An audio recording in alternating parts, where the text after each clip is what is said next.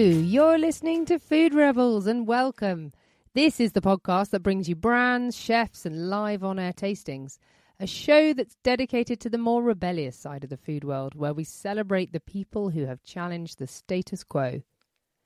We'll be giving you a peek behind the curtains and inside the minds of the people who are shaking up our food industry.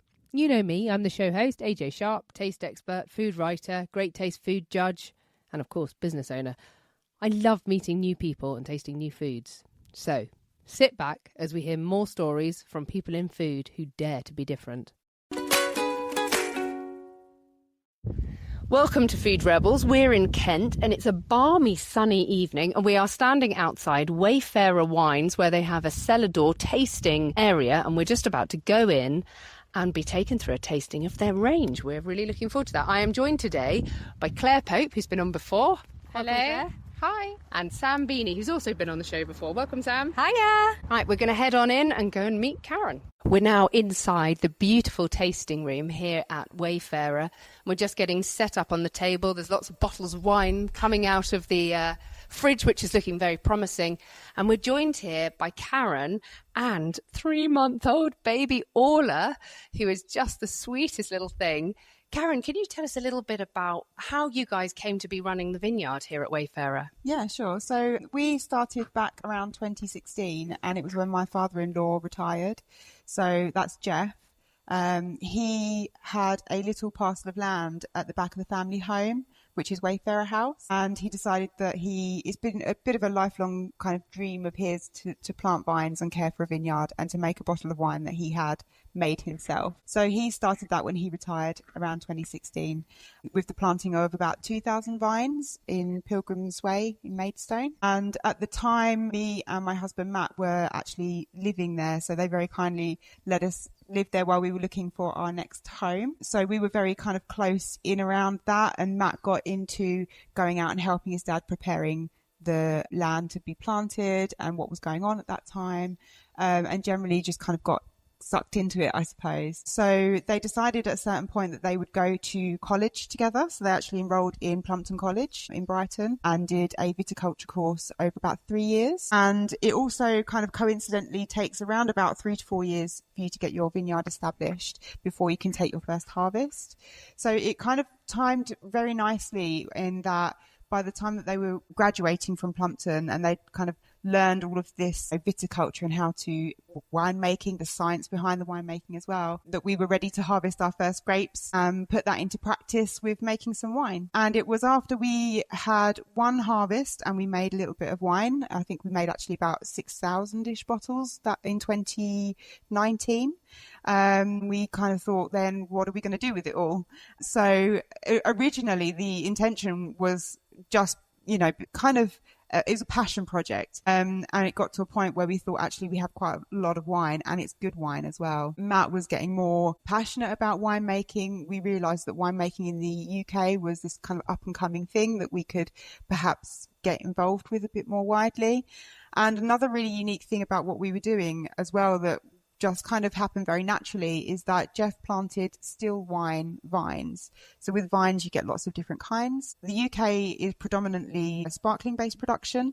So more than 70% of what we produce in the UK is all sparkling because we have very similar climate and soils to Champagne. And as a family, we would much rather kind of drink still wine. We're not that into sparkling so much. For us, it would be more of a special occasion thing. And I think what Jeff really wanted was on the Sunday family roast to have a bottle of something that we made ourselves. So he planted still wine clones and we started making still wines. And we realized that actually there's not really that many people that focused on it. Some vineyards will do still wine, but it's kind of second to the sparkling. So the sparkling is what they're aiming to do world-class things with and win all the awards for. And the sparkling, the still wine is just a little bit of a, if we can in any given year, we'll make a still this or a still that. Whereas we've set out specifically with the very vines that we've planted. So right from the inception all the way through to today is really focusing on producing the best still wine out of Kent, definitely out of the UK. Maybe you guys will tell me, but that's kind of what we've been aiming for. And it's just grown from there. So after that first harvest in 2019, we literally started looking for land to purchase a bit more and to grow the business. Emma, Matt's sister, and myself, we started kind of getting a bit more involved as well. We both did our WSET courses, and we found this plot where we're sat now in Woodchurch, which is about 15 acres, and that was planted in 2020, the following year. And now here we are. We've had 2 harvests so far from the Woodchurch site, and we're making wine from here as well, and it's just kind of grown from there. That's amazing. That was a little squeak there from baby Orla, who is just the most contented little person and very happy to be joining the wine tasting. It's beautiful here in Woodchurch. You've got the window open at the back of the tasting room. The doors are open at the front. There's this beautiful balmy breeze coming through. And this table we're sat at, I mean, it must seat 20 people. Yeah. I mean, it's huge. And you do dinners here, do you? Yes, we do winemakers dinners. We work with a select few local caterers. We really love working with the Flavour Kitchen. So that's a lovely lady called Sinead. And she comes and caters for us these incredible meals that we put together. We design the menus to pair really well with our wines. And where we can, we use the honey that's that's made here on the vineyard in some of the dishes. And we also use the wine in some of the dishes as well. So you really get those flavours of what Wayfarer Wines is all about running through the menu. And then kind of beyond that, we chat with Sinead and we'll have a little discussion as to what flavours go best to bring out, what we want to bring out and really present to people about these wines. So it's a really, really lovely experience. And of course, throughout the evening, we tell people our story. This sounds awesome. So are we going to get to try the wines? Yes, absolutely, of course. So what we're going to do is we taste our wines in a specific order. We're going to start with our Chardonnay. And if you don't mind just taking the bottle and passing it along. So this is the Chardonnay. This is our Chardonnay. You put a different one. Claire's got a bottle. Karen, so you're saying just before the show, you don't normally tell people they're drinking Chardonnay when you're doing tastings. Can you tell us more about that? Yes. So sometimes we find that some people have a little bit of a perception about Chardonnay that it's going to be heavy wine or it's going to be very oaky. And our wine is not like that at all. So I think some people remember a time where Chardonnays were very deep, dark amber, kind of heady. Kind of what we have done is we've gone for more of a Chablis style, which is really light, really fresh, really refreshing. Some people sometimes just hear Chardonnay and say, I'm not interested, and they don't want to try it, which I think is a bit of a shame.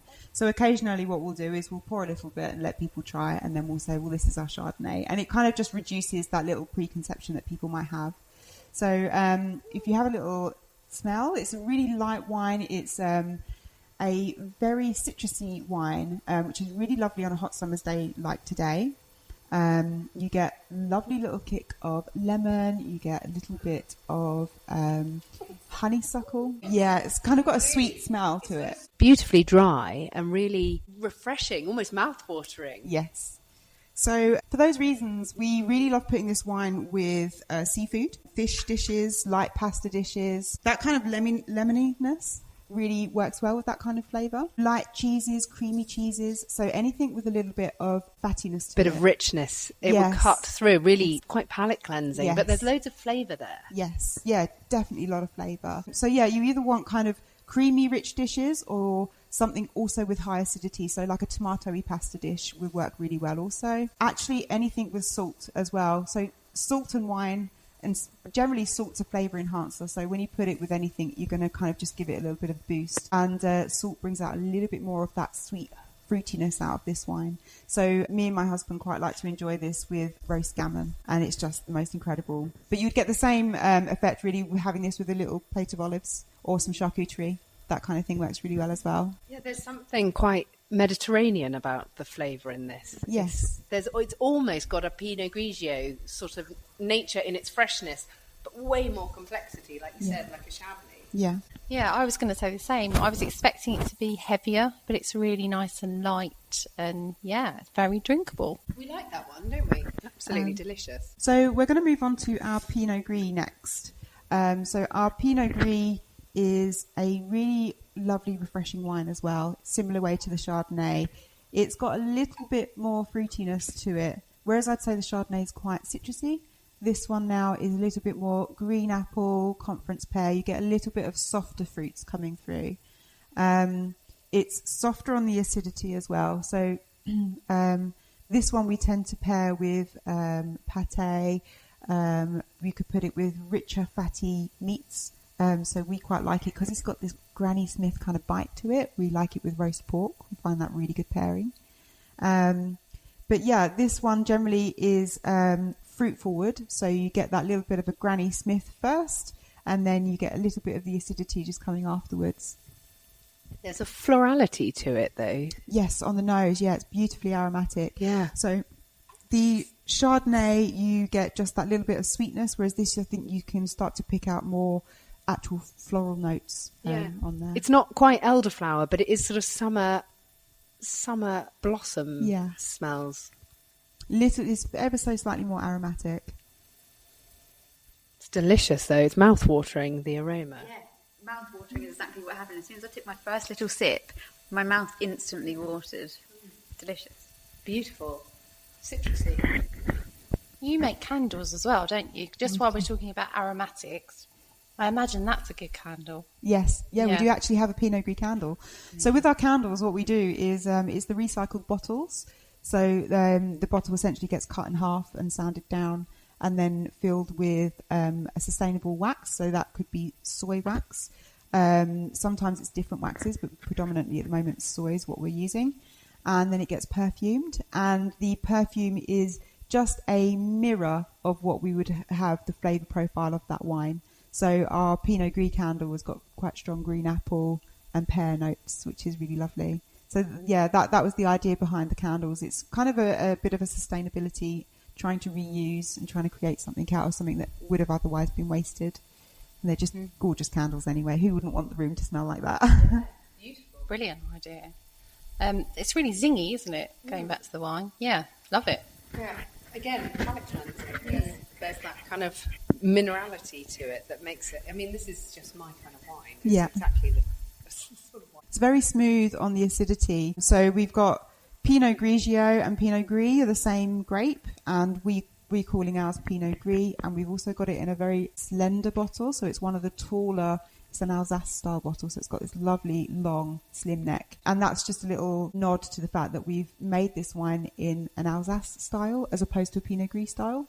So Pinot Grigio is from Italy, and you would tend to see that in a bottle with tall shoulders. And that one tends to be acidity first and fruitiness after, because the Italians would make that to eat with high acidity foods like tomatoes and lemon and things like that. Whereas the Pinot Gris in Alsace tends to be smoother acidity, a little bit more fruity, just softer. And that's the style that we've mirrored, is that there's that kind of softer, a little bit fruitier. I have to applaud you as another mother that you are able to feed the baby, just calmly do an interview for the radio whilst conducting a wine tasting for all of us. It's absolutely amazing. Thank you. I mean, it's just... it's doing something that you enjoy, isn't it? So it doesn't really feel like work. It just feels like having a chat about something that we really love doing. So I think that's the way I see it, really. That's really interesting. I really didn't realise the different shape of bottles meant different things. Yeah, I mean, it's just how the bottles kind of developed in various regions. So the other bottle shape that we have is a Bordeaux bottle, which is a little bit more wider around the middle and not as tall and slender as the Alsace. And that originated from Bordeaux, of course. And that was just a little nod to where our vine clones came from. So the vines that we have planted in the vineyard, the clones that we've chosen specifically come from Bordeaux. And that goes back actually to the fact that we're still wine specialists. Because many of the vineyards will have planted champagne clones. So vines that have been grown historically for thousands of years in Champagne. It's amazing. And I can't help but notice that every single label, or nearly all the labels, look quite different. You've got a man... Yep. Walking along, is it a dog walking along beside him? Yeah. This beautiful sort of, is it a Kentish seed? Absolutely. So the idea originated from, of course, we're Wayfarer Wines. That's the name of our family home on Pilgrim's Way, where everything began. And a wayfarer is a traveller, and of course it's on the Pilgrim's Way. So we've got this kind of already narrative of travelling. We felt like we as a family were on this winemaking journey. And then just kind of a little bit more broadly speaking, we do love being outdoors in the Kent countryside. That was part of it as well. Definitely for my husband, he couldn't sit in an office, I don't think. He loves being out. So we decided that with our label design, we would have a little sketch from various different perspectives of our vineyards. So we had a graphic designer come down and take shots of the vineyards from several different angles and start to do these loose sketches based on those. We always had a wayfarer, so it was a little man with a backpack on the label somewhere. So 2019, we just had a wayfarer wandering through vineyard scenery. 2020, our next vintage, my husband and I got a dog. So then we thought she's got to be having a nice little walk with Wayfarer on our label. So that's sweet. Then when Maple got introduced. So she's the little Springer Spaniel you see on some of the labels. And then not too long after that, Emma got the lovely Clover, who's Golden Retriever, and she features on our Bacchus label. So as kind of our family's kind of grown, we've added and tweaked a little bit. So they're very, very personal labels to us. And another nice little thing as well is on each of the labels, we've got a Wayfarer in the foreground that's quite visible. And then just somewhere off in the distance, you can see another little one. Yeah, there's another man in the distance who's only a couple of inches high on the painting that you have hand painted on the wall here. So that wasn't me personally. That was a really lovely guy called Tom Boucher, and he is our graphic designer. So he was with us from the kind of concept stage and helped us put all of our passion into what you then see on the label. He did a brilliant job of really capturing what we told him, our story, what we were about, the dogs and things like that too. And then, of course, when we get to taste Steve's blend, we can talk a bit about that as well. We've got a very special label for that one too. It's a really special wine. Oh, amazing. Which wine are we going to taste next? So yeah, if we can pass around the bottle of Steve's blend, we'll go for that one next. It's this one just here. Not making any hints or anything. Wow. So this has got, the label's got a man, two wayfarers sharing a drink in the vineyard. Two wayfarers sharing a drink. Yes. So Steve's blend is a little tribute to a family friend who unfortunately passed away. It was a very close friend of Jeff's. Started out as neighbours and grew this wonderful friendship for many, many years. Steve was actually involved in some of the preparation where we were planting our first vineyard. So he came and helped with some of the various jobs that needed to be done. He was always a friendly face around, really. And he helped us with harvests as well, multiple harvests. And basically, it was a little tribute to when he, as I say, very sadly passed away. We thought it would be a really nice little memory to name a wine after him. And then as a reflection of that, we thought it would be really nice to have two wayfarers sharing a glass of wine in the vineyard on the label. But it just reflects as well, kind of more generally, the way that we like to enjoy the wine. You can have the best wine in the world, but if you're having it on your own, it's not the same, is it? So it's about sharing it with friends and sharing that experience as well. It's kind of coming into it as, something that we want to kind of convey to people. The best glasses of wine is shared with friends. That's such a beautiful story, and I can tell in the way you're telling it, it's really emotional like this. Yeah. It means a lot to your family. It does. And I mean, it's a very, very nice wine. It's got a really lovely fruity quality to it. So this wine, more so than the others, is very fruit forward. It's got that lovely stone fruit, apricot, peach, white peach. That's what I was going to say. I've got peach on the nose, definitely, and I'm just like, oh, I love that smell. And it's won an award, hasn't it? Yes, so quite a few of our wines have won awards. We've won Silver Award at Wine GB for our Pinot Gris, same for our Pinot Noir Rosé, which we'll try in a minute. More recently, we did get Best Wine in Kent for our Bacchus, which we were really proud of at the Taste of Kent Awards. So, yeah, we're definitely kind of bringing in all the accolades, which is very affirming for us that we're doing something right. Steve's blend is Bacchus and Ortega. Steve's blend is Bacchus and Ortega, and it was actually one of the first wines that we produced from this planting in Woodchurch. So with the two different sites, we've got Pilgrim's Way near Maidstone, which is on chalky soil, and the site where we are here in Woodchurch, which is on clay. And you would expect to see just slightly different qualities coming through based on that soil type. So the first wines that we've tried, the Pinot Gris, we would expect it to have a little bit more minerality to it because of that chalky soil. And then grapes that are grown on clay tend to have a little bit more fruit quality as well. So a bit more fruitiness. And I do think that you can see that from what we've produced. This one's got so much fruit in it. It has. The aroma on the nose is really fruity. It's intense, like you yeah. say, the stone fruits, there's elderflower, there's all sorts going on there. think it kind of tastes a tiny bit tangy.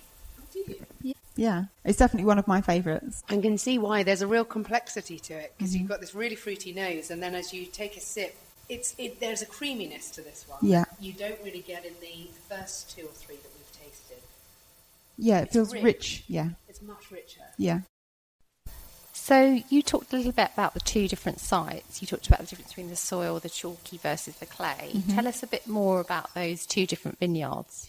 So perhaps particularly with reference to the rosés, we have our Pilgrim's Way vineyard, which is in Maidstone, and this is where everything started, but it's quite a small vineyard. We've expanded into Woodchurch. We've got 15 acres that we've planted up, which is a much younger vineyard. It was planted in 2020. So we've only had 2 vintages or 2 harvests here. And we wanted to keep that separation quite clear. So the things that are produced in Maidstone, we call them our Pilgrim's Way. So we've got our Pilgrim's Way Pinot Gris, our Pilgrim's Way Pinot Noir.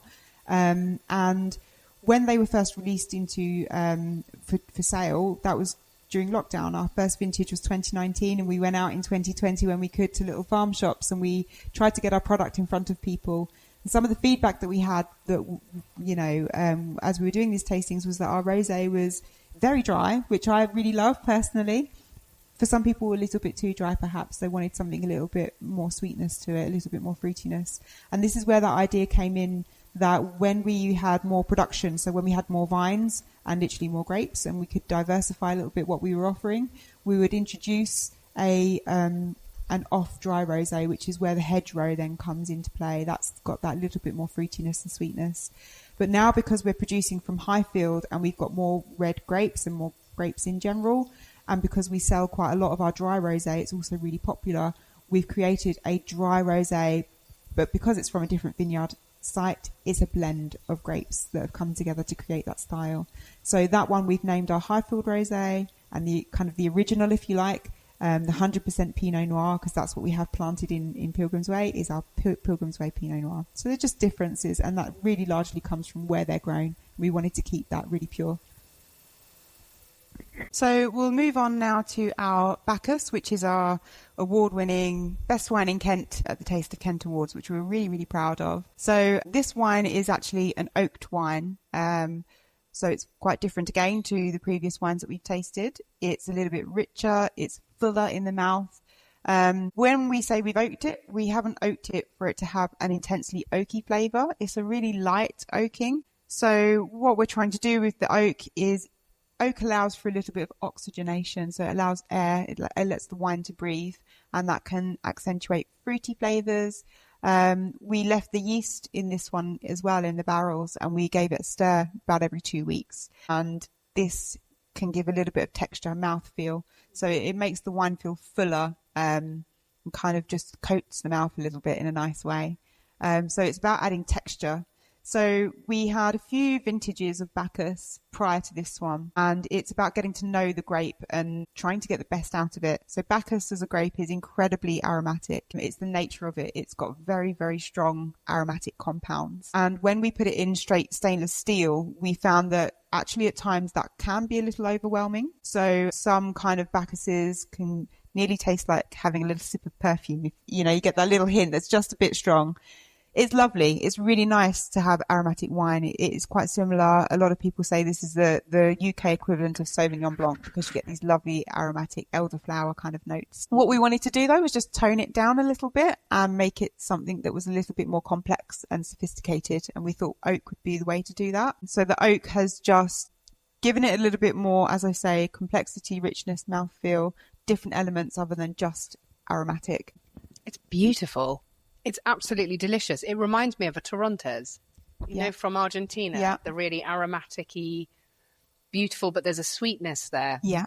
I bet it's amazing with spicy food. Yes, absolutely. Or Yeah. something like that. It's got enough flavour there to really hold up well to stronger flavours, definitely. Yeah. So this is 100% Bacchus versus what we had previously, which was a Bacchus Ortega blend. So you get more of that elderflower, like classic kind of Bacchus flavours. But yeah, this one to me, it's got that depth of flavour that's really interesting. Yeah, I'm getting that real kind of softness. It's like a little hug in the mouth, I feel. A bit of creaminess. Yeah, less of the zing. It's really lovely. I would say, Really nice. if you're not usually a Bacchus drinker, you'll like this Bacchus. You like Bacchus. But this one is absolutely beautiful. Yeah, I think Bacchus as a wine, it can be incredibly intense. We've just kind of softened it a little bit. Yeah, definitely. So last two wines, two rosés. We have a Highfield rosé, which has been produced from a blend of grapes. And we've got a hedgerow rosé, which is just Pinot Noir. There's quite a difference between the two. So if we start with the paler one, which is our Highfield blend, if you have a little taste of that. So this is a blend of a few different grapes, which we've used to create a dry rosé. The idea behind this wine, obviously our vineyard here at Woodchurch is very young, and the first kind of couple of harvests, you don't get a huge amount of grapes. So creating a blend is a natural kind of thing to do, to create, a kind of a first vintage. That's what we've done. And this is a dry rosé. So we have fermented it until there's very, very little residual sugar left in the wine to create a wine that's quite like a Provençal rosé. So you should be getting lovely notes of a little bit of grapefruit, perhaps gala apple, this kind of thing. Yeah, it is very appley. It's very Provence style rosé, isn't it? This is very quaffable, and it's dry, and it's got that lovely citrusy finish that cleans off the palate. Yeah. Makes you want to take another sip. Yeah, for me, it's that little bit of grapefruit that you get just there in the background. And it's also got that lovely pale south of France rosé wine colour, hasn't it? So we created this as a blend, but it's also a little tribute to the honeybees that we have resident here at Woodchurch Highfield Vineyard. So we featured our wildflower meadow, a few bumblebees buzzing about, and our beekeeper on the label. So it's just a little tribute to the kind of the biodiversity, the kind of blending together of mixing pollen, this kind of thing. It is kind of the thoughts behind the process of creating this wine. It's that kind of coming together, the biodiversity, the different grape varieties, all working together to create something really beautiful. I love it. I love the labels. I love the story on each of these different labels, especially now you're telling us the kind of, what's behind all of these stories. There's something about it where we feel like you're getting a little insight into your family. So this is the first rosé that we've tried. And then we've also poured out a hedgerow rosé, which is the second rosé that we do. It's totally different. Absolutely night and day. Yeah. It's really fun doing this kind of tasting with people. I love this part of it. See, the first rosé is one that I'd imagine that I'd have at a restaurant. The second rosé is the one I'd like at home. I'd have at home probably. Definitely the first one with its kind of higher acidity, it's a bit drier, is one that you could enjoy absolutely with perfect food kind of wine. And the second one is definitely something that you can enjoy it with food, certainly. And there are certain foods that I would definitely recommend, which we'll come to in a minute. But this one is definitely one that you could just take out into the garden and enjoy all afternoon, really. It's much sweeter, isn't it? Yeah. It's a brighter, more vibrant pink. And it's sweeter. There's lots of strawberry and raspberry and, stone fruit on there. Jelly, definitely like a White Zinfandel type. Yeah. So this wine, it's whereas we fermented the first one till it was dry, like very little sugar left in it. There's a couple of different ways you can create a rosé that's not as dry. You could stop the fermentation early and leave some of that natural sugar in there, but you would have a lower alcohol as a result of that. And we've decided to ferment it till it was dry again. So it kind of started off kind of similar to the first rosé. We get that alcohol level where we want it, which is around 11.5%, 12%. And then we add a little bit of that natural grape juice back in at the end of the winemaking process, which just gives you that little bit of natural sweetness back. Is very, very subtle. It's not a sweet wine by any means, but I think tasting the two rosés next to each other, the difference seems quite pronounced, but it's just enough to give it that wild strawberry, really lush red fruit kind of kick. I mean, it's very clever of you to get us to taste the two together, because I think it almost tastes like a semi-sweet wine, because of the difference. Yeah. Yeah, brilliant. Love it. It's not overly sweet, though. It's not sickly. It's sweet, but it's... there's still a citrusy finish. There's still a palate clean at the end. Yeah, you've certainly still got that citrusiness, and the acidity is there still, which is really important. The foods we really love to put this with is blue cheese drizzled in honey. Yes. And I think where it's got that tiny little bit of sweetness running through the wine, you can put like that kind of honey drizzle, kind of thing. It just works so well with so many different things. You can put it with eaten mess style kind of desserts where you've got a little bit of sugar and then a little bit of tartness from fresh fruit as well. Works really well with that kind of thing. For a change, this is my new favourite rosé, I think. Yeah, we're going to have to update the website. I love the "You Found Us" on the side of the label. What's behind that? So it goes back to this idea of the pilgrim or the wanderer, the wandering wayfarer. So we've got the coordinates of the vineyard on one edge of the label. So if you keep turning, there we go. So they're the geographic coordinates of the vineyard. It just kind of goes back to this idea of going out for a walk on a Sunday morning, you and your dog, discovering what's new. You might stumble across a vineyard and it might be Wayfarer, and you might take a little wander around and discover your new favourite wine.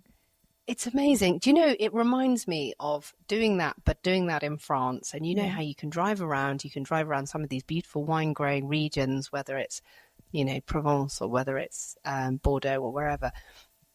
And you'll drive down a little track and suddenly discover there's a vineyard and a beautiful little tasting room, really similar to this, and balmy weather. And it's reminding me totally of this. Oh my goodness, we came across this incredible vineyard and no one even knew it was there. Yeah. You feel like the best kept secret in Kent right now. Yeah. Oh, thank you. Yeah, definitely. I think when people come to visit us, and particularly, we try to sit out in the vineyard, and you could just literally be anywhere in the world. So it's definitely a little escape. It's almost completely silent here. I think we've heard a tractor go past, but that's probably it. Yeah. So what's this one we're tasting? So we've just poured out some of our Pilgrim's Way Pinot Noir. So this one is 100% Pinot Noir. It's a wine that we sell a lot of to trade. So we have some restaurants that go mad for this, particularly in the summer. They go through a lot of it. It's really, really lovely. Again, very pale Provençal style wine. A rosé, of course. The difference between this one and our Highfield rosé, of course, our Highfield rosé is from Highfield and our Pilgrim's Way rosé is from Pilgrim's Way. So there's the difference that we talked about earlier in terms of this is from a chalky soil, and the Highfield blend, not only being a blend of grapes, is also from a clay soil. So there's some differences there.